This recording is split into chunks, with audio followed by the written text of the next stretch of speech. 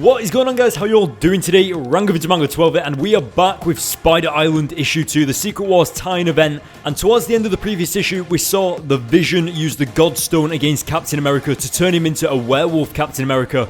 And of course, we saw the six-armed Hulk get turned into a giant lizard, and Captain Marvel get turned into a vampire. So yeah, it's all a little bit crazy, but that is where the previous issue left off. So now we're going to pick that up, so let's jump into it.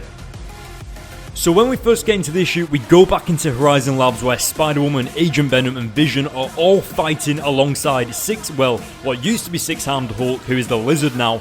And of course we've got Spider Iron Man and, Wolf Captain America. So yeah, everyone's fighting each other, but they're mainly fighting Spider Iron Man. And as you can see, he looks pretty awesome. He kind of reminds me of an alien out of like Ben 10 Alien Force or something like that. But I love this combat talk that he has against all of the heroes. You know, like how he's saying that he's evolved over time and everything like that. It just shows how awesomely aware that he is, how much better he is. And as you can see, Iron Fist now has 6 Iron Fists. And I thought that was just awesome to give a character with that amount of power, pretty much his power times 6. And he actually started getting the upper hand on Agent Venom until Captain Marvel walked over and threw him pretty much into the ceiling or into the wall. And I also think the best thing about this comic is just how, even though Hulk is now a lizard, like a giant lizard, he still refers to himself as Hulk Smash and all of those little quips that Hulk actually used to say. So, I don't know, he seems like a child in like an adult's body, if you get what I mean. It's just awesome. But as you can see, all of the heroes are once again aware and they are free of the Spider-Queen's control. So they are pretty much really appreciative when they're talking to Agent Venom, asking him how they figured it out and what they actually did. And it turns out that Agent Venom actually got the idea from Jack Russell. When he turned into the werewolf, he suddenly became free of Spider-Queen's control, and Agent Venom suddenly realised that he could use that to his advantage, and that is exactly what he did. Now, Spider Tony Stark is actually coming after these guys, and Agent Venom has to refer to a last resort, and that is, of course, using the Oscorp formula, much like the Oz formula in the Ultimate Spider-Man comics, but pretty much just like the formula that turned Norman Osborn into the Green Goblin in the 616 comics, and he used that on Tony Stark. And in my honest opinion, I genuinely thought that Agent Venom turned Tony Stark into the Joker, but obviously that won't make sense because Joker is DC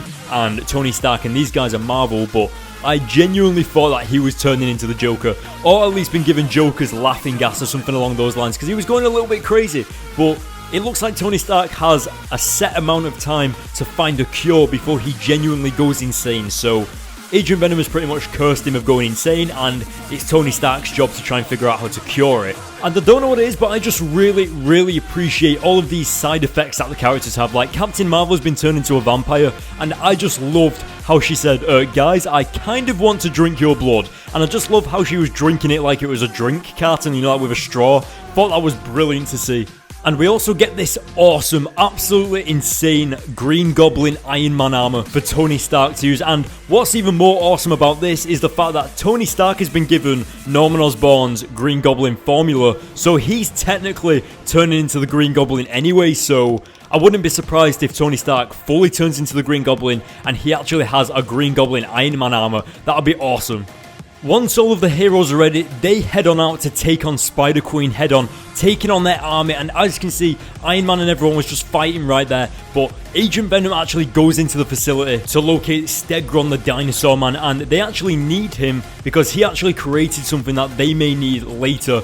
Now, I don't know about you guys, but I do know, in fact, that quite a few of you were saying, wait, is Peter Parker really dead? Did Spider-Man really die when he was taken over by all those people under the control of Spider-Queen? And in a shocking turn of events, it actually turns out that Peter Parker is still alive, and of course, Agent Venom then discovers that Spider-Man's secret identity was, of course, Peter Parker. And honestly, I thought that Agent Venom already knew that Peter Parker was Spider-Man, but maybe that was like ages ago. Something might have happened since then, I'm not too sure.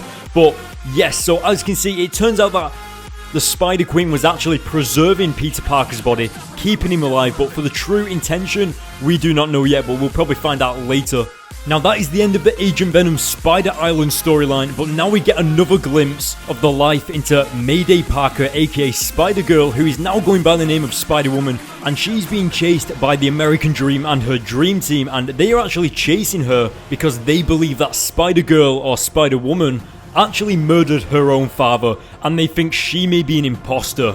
Now, the only thing that Spider-Woman can do is get to the Avengers compound, try and get the Avengers help and all of the other superheroes, try and get some reinforcements out here. But just as she's about to get there, she's captured by, is it Umbrella or something like that? Anyway, she actually captures her and looks into her mind and brings up all of the anger and all of the fear and all of the regret that sits inside Spider-Woman's heart from the day that Deimos murdered her father right in front of her during the Spider-Verse event. And this causes Spider-Woman to see Deimos, the one person that she truly hates in the world, in the universe, and she sees him standing right in front of her. And of course, it's not actually Deimos, but she's lunging to kill, and of course, she's going to have to be calmed down. So we're going to see what happens in the next issue. And as you saw at the end of the Spider Island storyline, it did say continued in 2 weeks. So that is pretty much when you can expect the next issue. But guys, what did you think of this issue? Let me know in the comments section below. For this entire comic, I'm going to give it a 9 out of 10. I thought the Spider Island storyline was awesome, and that cliffhanger with Peter Parker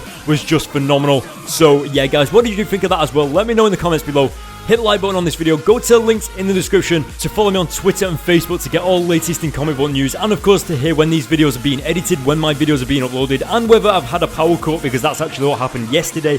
And of course guys, if you want to know what I'm doing in my free time when I'm not editing videos, then go to the link in the description to follow me on Instagram, and yeah, that'll be awesome if you do that. But guys, if you want more, hit the subscribe button, and I will see you all in my next video.